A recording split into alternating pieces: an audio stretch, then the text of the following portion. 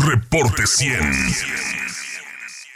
Jesús López Almejo, investigador CONACYT, profesor de Relaciones Internacionales, está con nosotros esta mañana. Jesús, ¿cómo estás? Buenos días.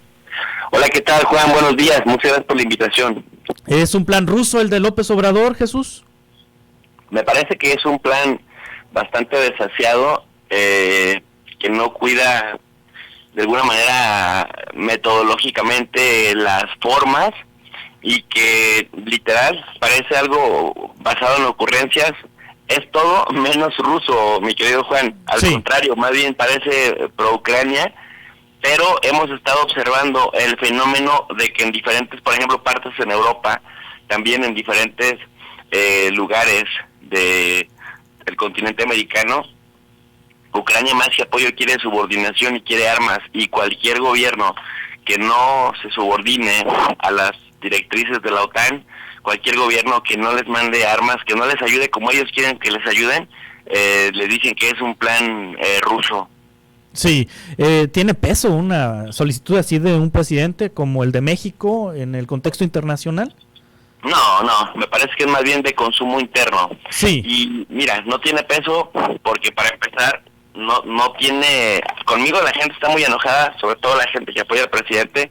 Yo abiertamente he dicho que apoyo al presidente López Obrador, pero finalmente soy analista y también soy intelectualmente honesto. Y por ejemplo, metodológicamente, como por qué el Papa Francisco tendría que intervenir en un comité para diálogo y la paz. Sí. El Papa Francisco es pro-ucraniano, abiertamente pro-ucraniano.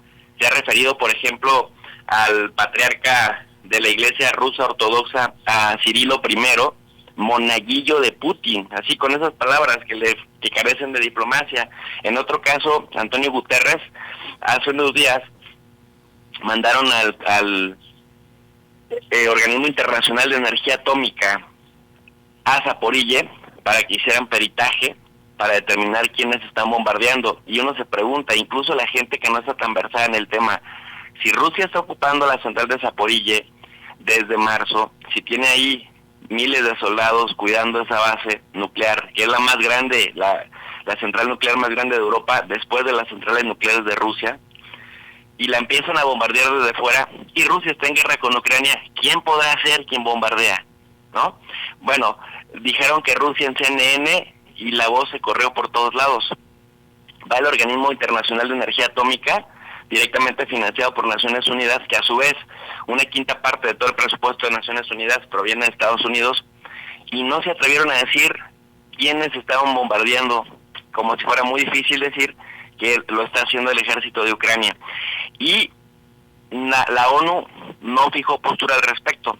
Entonces también dice el presidente López Obrador, la ONU es un florero, pero que Naciones Unidas también tenga a su secretario general, aun y cuando el secretario general es nada más un administrador de la organización, ni siquiera tiene facultades ejecutivas. Esa la tiene el Consejo de Seguridad.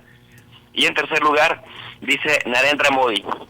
¿Cuál es el criterio para que Narendra Modi, que no lo respetan tanto en Asia, pero que como en Morning Consult, la encuestadora en donde aparece como uno de los mandatarios globales con mayor aprobación de su propia población, no de fuera de su país, de la India, pero que es ultraderechista y que apoya también un sistema racial de castas en la India? Ves también una contradicción, dices, bueno, Narendra Modi, ¿por qué? Porque es el que con el que simpatiza el presidente, ¿o por qué? Entonces cuando vas desgranando uno por uno de las cosas, dice el presidente, es que México pues condena las invasiones porque México ha sido invadido en varias ocasiones. Perdón, pero equiparar lo que pasa en Ucrania con las invasiones del siglo XIX es anacrónico, porque se están dejando de tomar en cuenta que en Ucrania estaban masacrando desde el 2014 por 8 años a la población rusófila o rusoparlante, sin que los acuerdos también estuvieran efectos, sin que Naciones Unidas dijera nada, y aumentando cada vez más el envío de armas a Ucrania desde entonces, que además, y este gobierno que bombardeó el Donbass y Donetsk y Lugansk, es un gobierno emanado de un golpe de Estado, cosas que tampoco dicen, y me parece que en aras de abonar de alguna manera a que el plan tuviera más peso decir también esta otra parte, es decir, si vas a criticar una parte, decir, bueno, condenamos la invasión tal, pero también criticamos los ataques a población civil. No sé, en ese sentido, me parece que está medio desestructurada y que México nada más va y presenta algo por presentar algo, mi querido Juan. Sí. Buscar un efecto claro al final. Sí, bueno, finalmente es más urgente pacificar México que andar pacificando Ucrania, ¿no? Desde lo local. Sí, pero si vas a tener una postura en política exterior, sí, me parece que necesitaba más que lo arroparan desde la Secretaría de Relaciones Exteriores, que le cuidaran más las formas, porque el problema no solamente, digamos, la gente que me critica cuando digo esto que te acabo de exponer, me dicen, es que por lo menos el presidente propuso algo. Bueno, caray, si tienes todos los reflectores y vas a proponer algo, ¿por qué no propones algo medianamente coherente, que verdaderamente pueda ser tomado por lo menos con cierta seriedad y que no cause un movimiento de cabeza o un movimiento de ojos, o que le tuerzan la boca en cuanto llegue a la mesa de un funcionario importante en el gobierno chino o en el gobierno ruso o en el gobierno estadounidense, ¿no? En las partes a las que finalmente iría dirigido y las partes que verdaderamente tienen jetatura al respecto, porque así presentado como está, francamente, pues generaría una reacción similar a la que generó en el gobierno de Ucrania, que bueno, pues hemos visto que la embajada de Ucrania en México tiene sus peculiaridades, y dentro de esas peculiaridades, pues una fuera de potenciar la respuesta de Mijailo Podolyak, de decir que finalmente el presidente mexicano busca únicamente mejorar sus relaciones públicas. Sí, y bueno, esto lo hizo el presidente López Obrador para cubrir lo que había comentado que haría meses atrás, de que el 16 de septiembre daría su postura sobre la posición de México frente al TMEC en una supuesta rivalización con el gobierno de los Estados Unidos. Sí, por supuesto.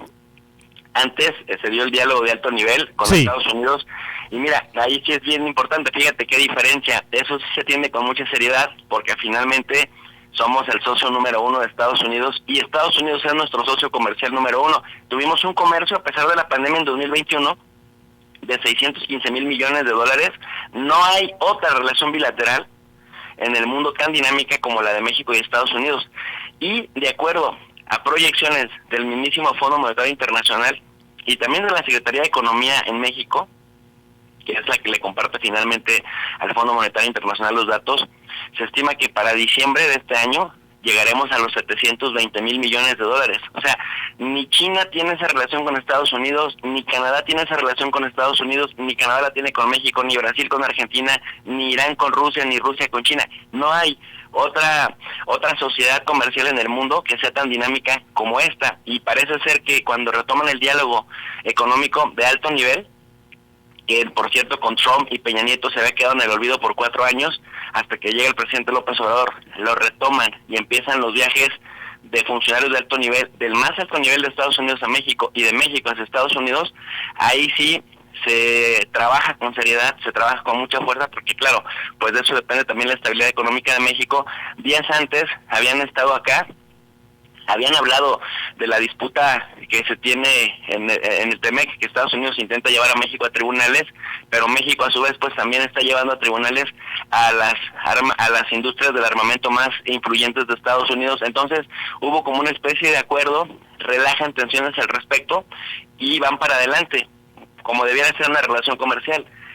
Pero me parece que sí, retoman esta propuesta de Naciones Unidas en el marco, Juan, de que generalmente entre la tercera y la cuarta semana del mes de septiembre de cada año, desde 1946-47, empieza el periodo ordinario de sesiones en la Asamblea General de Naciones Unidas. Y bueno, pues México necesitaba posturear algo, lleva esa postura y dice, bueno, en ese mismo contexto vamos a sustituir el discurso que ya se tenía para Estados Unidos, pues lo vamos a enfocar en el tema de Ucrania y de Rusia. Sí. Mira, a pesar de que además no deja de ser paradójico, a pesar de que es una propuesta que beneficia más a Ucrania, en caso de que, vamos a ponernos idealistas, en caso de que dijeran, no, wow, qué propuesta tan increíble, termina siendo más pro Ucrania, y los rusos pues no han dicho nada. Me parece que han sido más diplomáticos y más prudentes al respecto.